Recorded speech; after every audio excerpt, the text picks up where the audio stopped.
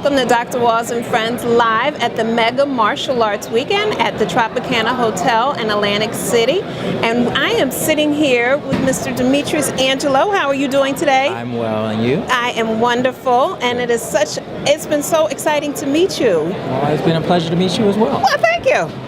It's so many things that you do. So now, tell the audience a little bit about yourself. As far as martial arts, or as far as the event that I throw? Let's start with martial arts and then flow into the event. Okay, well, fortunately, I started martial arts in 1977. Well, I started with the Tang Soo Do system. okay. And then in about 79, I went to something called American Asian Combat System with the Master Donald Espatanga. And we learned everything from the Shunryu Kobashi karate style to Laga de Mano Filipino stick fighting. I like that. Wait, say that again. I like the way that sounds. Laga de Mano. Medium long. Okay. The Arnis de Mano, Filipino stick fighting. Western boxing, Chinese boxing, American freestyle, and Kabuto, which is Okinawan Japanese weapons. Okay.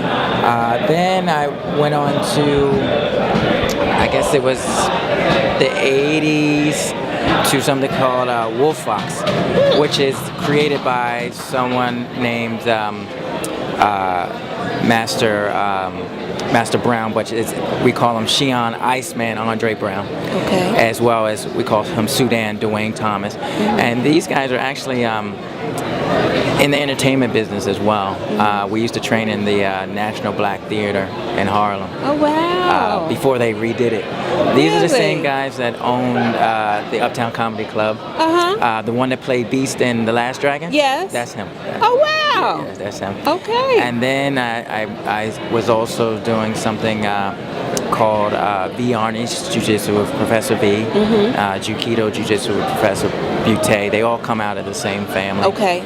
Grismatic Touch Ryu. It's basically the same family, just like you have Kimite Ryu and Sanuka's Ryu, but you know, Professor V is the Grandmaster. Okay. And then I went on to the Kung Fu, which is the Wing Chun style of Kung Fu. So it's been about 35 years of training thus far. Wow.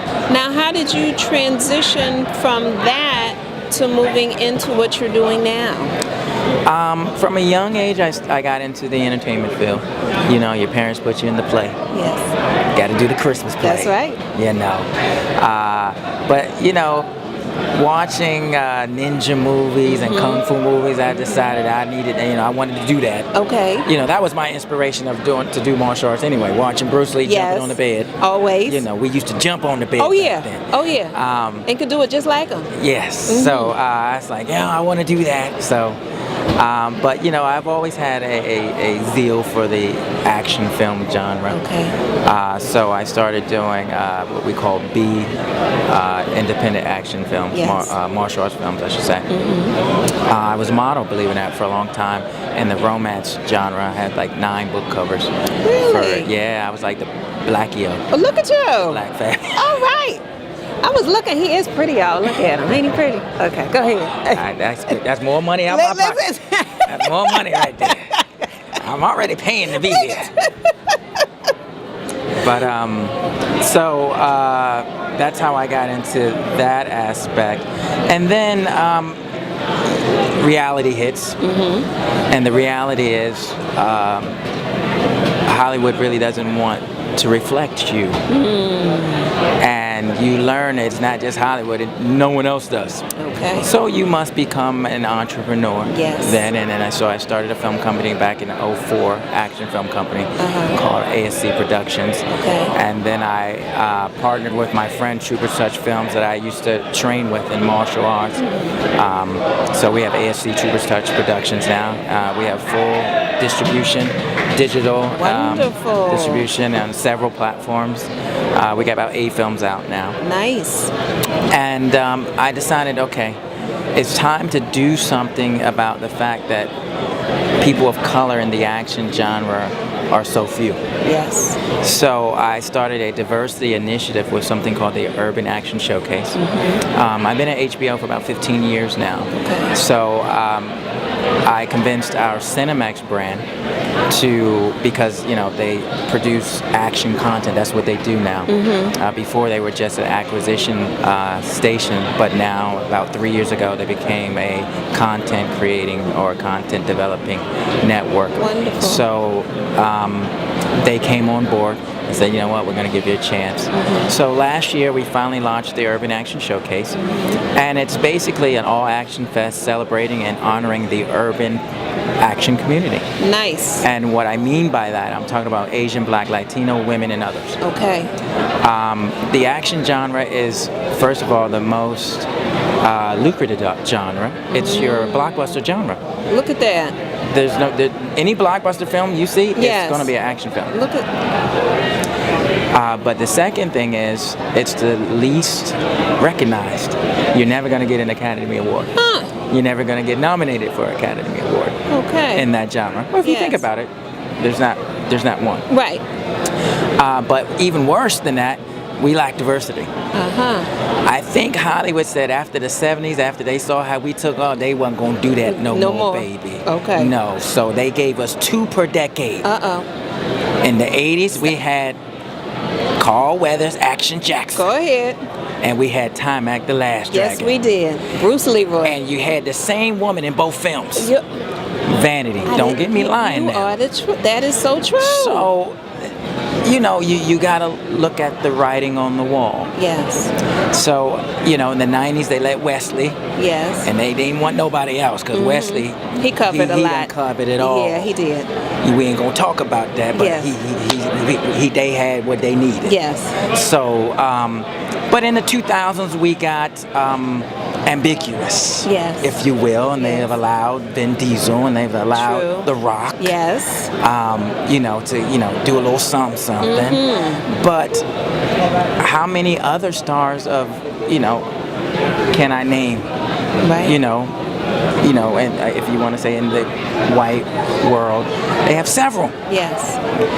We can't name a female action star No, of we color cannot. in the decade of the 80s or the 90s without saying the same person that we have in the 70s, That's which right. is Pam Grier. That's right. Now, they allowed Halle Berry to do 007. She was Binks. Yes. And they allowed her to do Catwoman. Woman. Yes. And they let her do Storm and let some Yes, electricity storm for like 30 seconds before she got to sit down. But again, it's the same person. It's the same person. Right. And you're limited. Yes. You're limited. So the good news is we live in a digital revolution where you have an even playing ground now. Yes. Distribution is readily available now, and so is because of computers, so are all the effects of Hollywood and so forth. So now we're starting to turn the tables. So I said, you know what? It's time to bring attention to this diversity or the need for the diversity. Yes. And what's great about it, the action genre got behind it, as well as the martial arts Look at that. community. Last year we were blessed to have Grandmaster Ron Van Cleef, which is the first black to ever do Hong Kong Kung Fu films. Yes. We had Fred the Hammer Williamson, which is a pioneer in filmmaking, and people need to understand their history. A lot of these films you see today, you think they're original films, they're remakes of his films. Exactly. Brad Pitt is not Inglourious Basterds. Fred the Hammer yes. Williamson is Inglourious Basterds. You talk about Jason Statham, you're talking about The Transporter. What about That Man Boat? Right. He did that already. Right. You know what I'm saying? Right. But that's nothing new. Right. You know what I'm trying to say. That's nothing new. But this man is a pioneer, written, directed, produced. Yes. And then when it comes to Hollywood, he had in his contract that number one, he could not die. That's right. Number two, Yes. he always wins the fight. That's right. And number three, he always get the girl if he wants. That's right. Pioneer in the film genre. He came out to support us. Kelly Hu from X-Men 2. Yes. She was Lady Deathstrike. She came out to support us. Ben Ramsey, which was a writer for Blood and Bone with Michael Jai White, which came out to support us. He wrote The Big Hit. He wrote Dragon Ball Evolution. See? He wrote Blood and Bone. So we had everyone from directors, producers, actors, writers. Isaac Florentine, the director of Undisputed 2, the Power Rangers, that he came out and supported us.